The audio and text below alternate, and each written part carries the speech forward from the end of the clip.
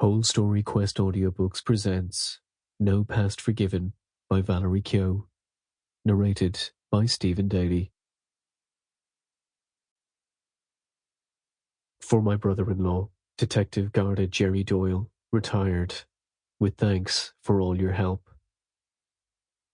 On Garda Síochána, the police service of the Republic of Ireland, Garda or Gardaí in the plural, commonly referred to as the Guards or the Gardaí.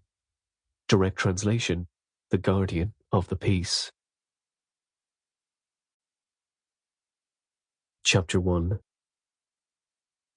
Detective Garda Sergeant Mike West was having a rare morning off.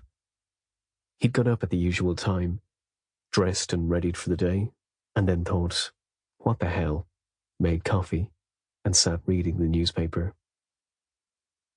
Starting with last week's, he worked his way through the days, until by 9, he had only yesterday's paper to read. At 9 on the dot, he stopped and rang Foxrock Garda Station, leaving a message with the duty sergeant, saying he'd be in later. Andrews, he knew, would be flummoxed. Grinning at the thought of his partner's face when he heard the news, he went back to his newspaper, turning a page with a sigh of contentment.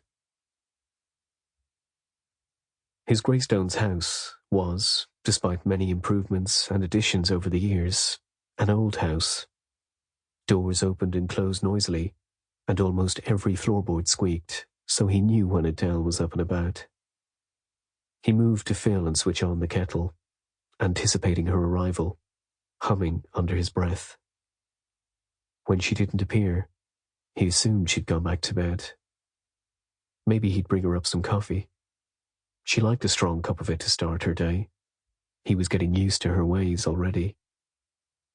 Freshly made coffee in hand, he headed out into the hallway and looked up the stairs in time to see a vision in lace-trimmed camisole and French knickers coming down. He had just enough time to admire an outfit that exposed as much flesh as it covered, before with a cry, Adele tripped and tumbled down the stairs. A half-empty mug she'd been holding went flying, clattering from step to step in her wake, emptying itself on the way. Tyler, the chihuahua, frightened by the noise, ran out yapping and adding to the confusion. West shushed the dog, put the coffee he was holding down on the hall table, and stooped to help her, pulling the camisole down over an exposed breast. "Are you okay? Have you hurt yourself?" Sample complete. Ready to continue?